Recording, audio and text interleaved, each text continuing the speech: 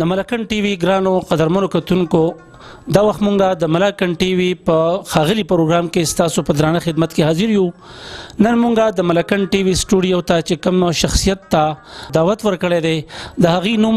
د فن په دنیا کې د هنر په دنیا کې یو روښانه نوم دی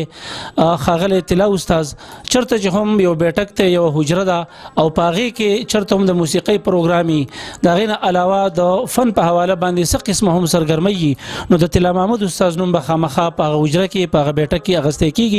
د پښتونخوا د ګوټ ګوټ پورې د هغې تګ شوی دی هغوی تللي دي هلته محفلونه یې کړي دي د هغې سره سره په ټوله دنیا کې چېرته چې پښتانه میشته دي هغې د طلا محمود استاذ د نوم نه خامخا خبر دي. د کلاسیک موسیقۍ په دنیا کې د هغې یو ځان له پېژنګلو ده. راځو د هغې سره یو څو خبرې کوو. اول خو زه تاسو ته د ملکن ټي وي په سټوډیو کې هرکلی ویم. ډېره ډېره مننه جي ستاسو صابر جدید صاحب. زه د ملکن ټي وي ډېره شکریا ادا کوم چې دې ټایم کې مالا دومره وخت راکړ او زه یې راوبللم. ډېره ډېره شکریا. ملکن یو داسې زموږ یو داسې کلچر داسې ځای دی دا زموږ یو څادر دی دا چې په موږ راخوري زموږ په پښتنو کې جګه شمله ګرځو که دا په موږ نه لرې شو نو بیا به جګه شمله نه او صابر جدید صاحب ستاسو ډېره شکریا ادا کوم چې په دې ټایم کې زه راغلم دلته کېناستم تاسو سره خبرې کوم نو زه خپلو ملګرو ته مسافرو ته زیات کر مسافرو ته ځکه چې که د وطن دي که د بهر دي نو هغوی ته سلام کوم په دواړه لاسي سلام کوم چې ډېره مننه چې هغوی زموږ پروګرام ګوري او دا وویني چې نن اجازي صاحب او طلا استاذ دواړه یو ځای ناست دي او مشهورېږي نو امید داره به کوم دې په ډېره ښه مزه والي.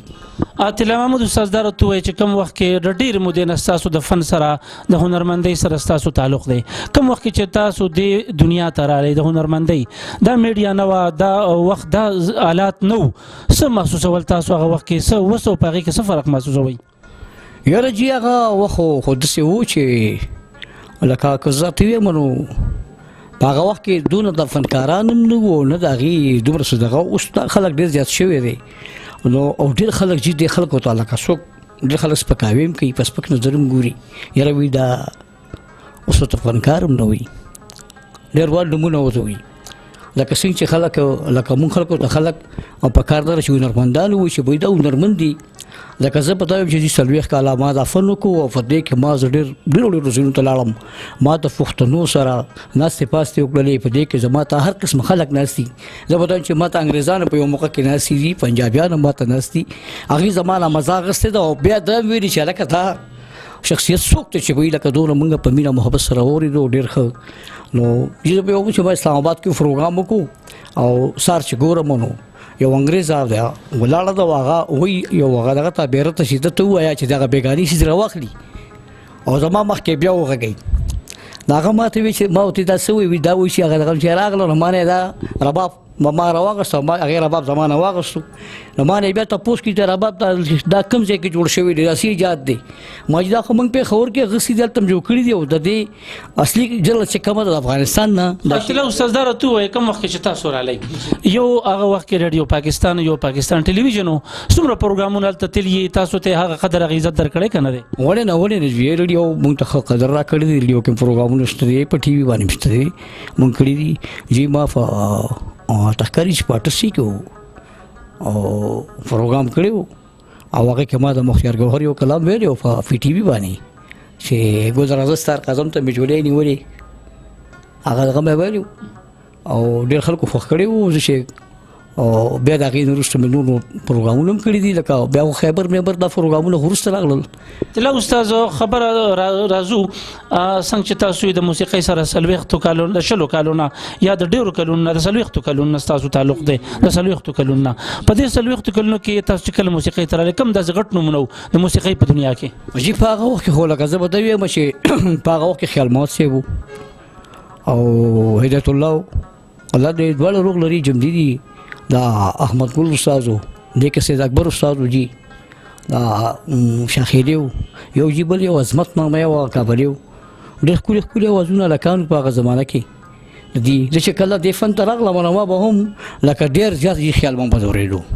وجه دا و چې خیال صاحب غزل وي او غزل جی زما یو ډېر خپل زړه کې ډېر ګران و چې یاره زه غزل ووایم او پښتانه اوري زما چې هغه چې غزل وي نو جی به هغه ما ځان سره نوټ کو پخوا خو لکه لیکل مې کلم داسې خاص په خلکو ډېرې نه ګرځول خو هغه یاداشت به و که چا به زما مخکې اوسېږي ما کمپیوټر برابر و شی به مې یاد کړو خاطله استاد بل راته ته ووایي موسیقي په دنیا کې تاسو لکه نن سبا خو موسیقي که زه ووایم نو ډېر اسانه شوې هم ده دغه ځان لري ګلوکار ځان له لګیا دی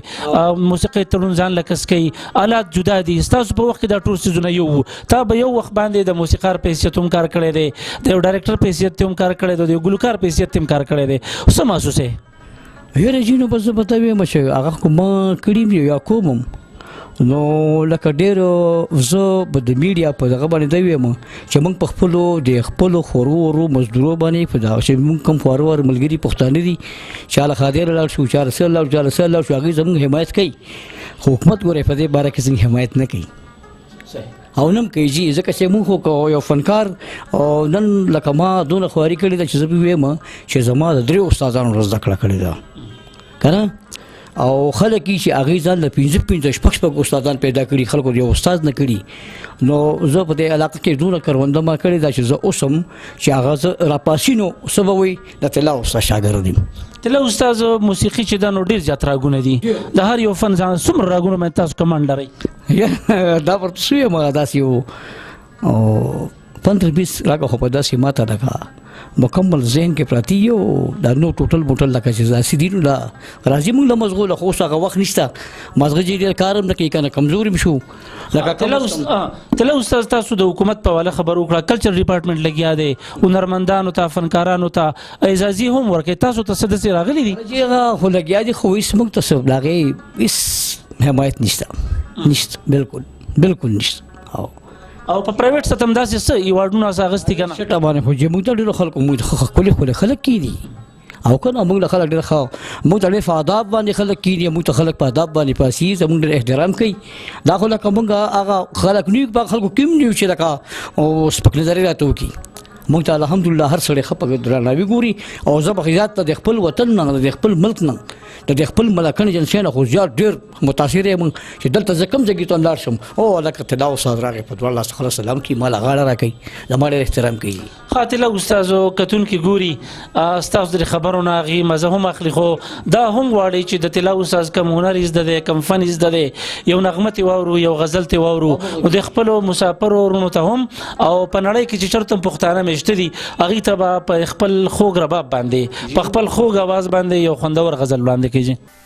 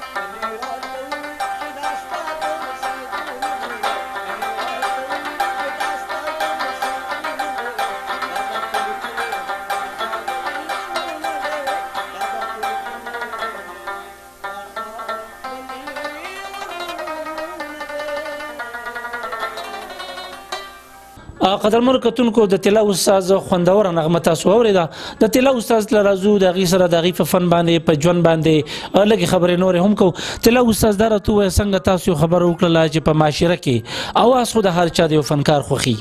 داغه موسیقي هم خوخي خداغه شخصیت باندې خلک بوتي چته ولې فنکار نه خوږي چې فنکار اوري لکه دا زبیا بچو لکه بنوال زمونږ ډېر خفقي کیدی او دې چې کله فنکار نه خوخي او आवाज خوخي نظر یان دی مون چې ته غانا اوري نه فنکار سره مينو وکړي اخم ستا یو وجه ضرور دي ستا مرګري دي ستا دوست دي چې هغه تاسو سره ټول په مینا باندې شي زوی او ته ووري او به تاسو سره هغه همدردي نه کوي بیا هم غلطي کوي تلا مسم شاګردان دي څومره دي شاګردان یاره شاګردان خو به زما سي بي صاحب یار والله سي بي صاحب دي ځکه جمال دا اوس په لم نشته او بي صاحب شاګردان دي نو 200 نه بڑاو دي ها یو دور خلکو با قصې ډېرې زیاتې اورېدې دا کم لوک داستانونه څومره داسې لوک داستانونه تاسو به ویلي اندازتن او کم په ډېر زیات مشهور شوی یاره چې ما قصې ډېرې کړې وي خو ما چې کله د نواب مفرور کې څه وکړم هغه ډېره زیاته وشلې ده بیا ما پسې وحدګله موکله ده خو دا وحدګل قصې چې کله راته زما قصې ډېره زیاته لرې رسېدلې وه هغه ډېره خلکو واورېدل او خلک پرې خوشحاله مې شو او کیسې په هغه دور کې جي ما سره د میر ختم صاحب کیسه ماته یاده وه ما کړې وه بیا ما یو قصه د ممتاز کوچې کړې وه یو کیسه مې د مړه خو زه به تاسو دونه قصې مې کړي چې هغه ما هم د 500 پورې قصې کړي ها تل اوس چرته فلمونو لا یا ډرامو لا داسې د غزلې مزلګانې ویلې نه جی هغه خو ماته لکه د فلم او یا د ډرامې خو ماته د کور اجازه نو زما داسې والد صاحب وي یا د سخت سړیو اما ماته یو دا خبره کوله چې ګورې ستا غږ چې ته د زرانه سره رالي شي چې ته د جینۍ سره ته غانا ونه کی ځکه که ته د زرانه سره غانا وکړو نو بچي ما بخلې نه نو ما به چې د شاه بوتله ما یا کې د شرباز خان دي د کسټو والا په هغه زمانه کې و عظیم خان دي ناغي به مونږ ته وير د پلان کې سره د کسټ نه کنه ما به ته د خمه لسیرا ولا او ما سره کې نو جوړ بو وایو چې تاسو خوخي خدا را باندې مو وایي تل استاد نن سبا کوم ګورو شاندار دي نوی ګلوکاران فنکاران رااله یو خدا دا چې د आवाज معیار هم دغه بدل بل دغه غزوانی فن له نور خپل ورکینو زما تاسو کم چې د عمر د وسپدي حالاتو کې آیا خلک د سي توجه لري چې تاسو اوري او جی ډېر جما الله دې خلکو عزت کې مو ته تاولي ویږي زابل شپم یو ته ما سیب ما یو خپل او داسې کلیوار سندره زوی مچ څنګه کلی تاسو کلی ته زیخ کاری اسی د غرض لمندار دی ګریخ کاری هغه ډیر مشهور شوی دا چې ځکه لوم یو ځای ته شمه باندې خلک وي والله چې بل شپه ما اغي نیمه غنټه سندره ما باندې ویله هغه ګډ مشو لاسونه مو په خول او پیسې ته کېم خو شیندلې په ما باندې زما ډېر داد راکړ ما ته لا مرګورم داسې یو کتل شعر استاد زاستا دا او سندره چې کومه مخفله کمپوز کړی دا خاطله استاد د فنکار او لکه د استاد د هنرمند ګلوکار او د شاعر چې دی نو وی چولی دامن کا هات ہے دغه دیو بل نه بغیر رغیدن نشتا د کم شاعر دی چې دغه کلامونه ستړي زیات خوختي او په معاشره کې خلکو په غي ته ډېر پذیرای درکړي دا جزه په دوی ما چې الحمدلله زما سیمه خو د شاعرانو یو کور دی او کور نه چې بلکې یو کارخانه ده چې زما په ملک کې او زما په علاقه باندې کم ستر شاعران دي یا سید صاحب شو یا شیخ شاه صابر شو یا ډاکټر شو زار شو او دا ملګری لا تاسو ناس یې مو سره موجود دا ډېر کسان چې کوم دي نو زنګ خلک هم د دې خلکو وینا غواړي ځکه چې د لار شم زموږ سردریاب کې مرګري دي هغه ما ته وستا د سیمې د شاعرانو ډېر ښه کلامونه دي او تاسو په خپل خولي وایي کومګه د دې سیمې د خلکو نه اور نه قسم له مزه نه راکې نو موږ په ساده موسیقي کې وو یو خوند راکې موږ لمر کې خلکو لم ورکی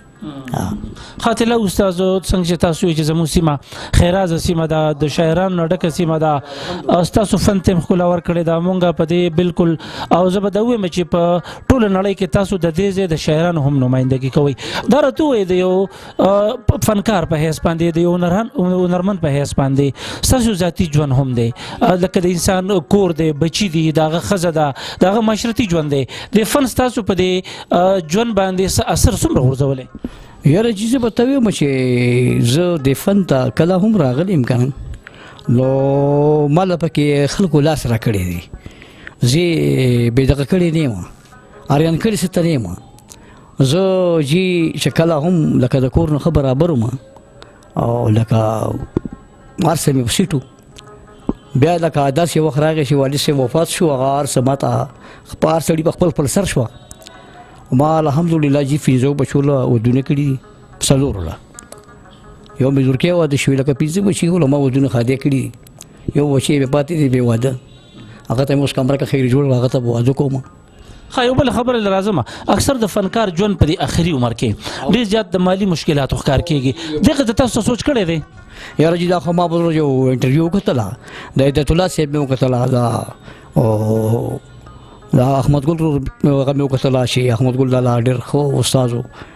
نو چې ما د هغې هغه ته بیا جي خیال صاحب ته راغلل خیال محمد هغې هغه چې ما وکړه نو ما ویل چې واقعي زموږ زندګي به همدا وي اخري ځکه زه 60 سال کې روان یم جي شپېتو کالو سړی یم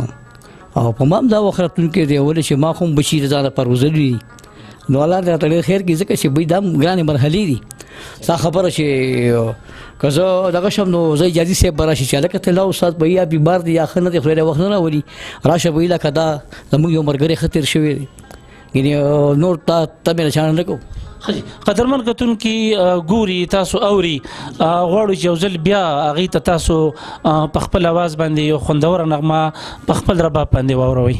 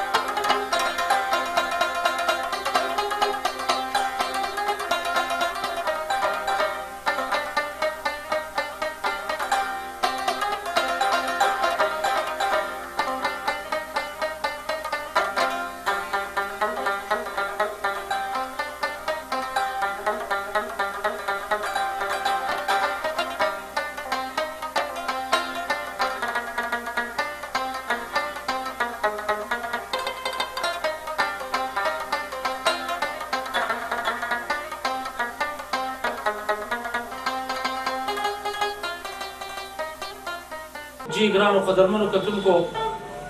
ښاغلي پروګرام کې تاسو نن د طلا محمد استاد سره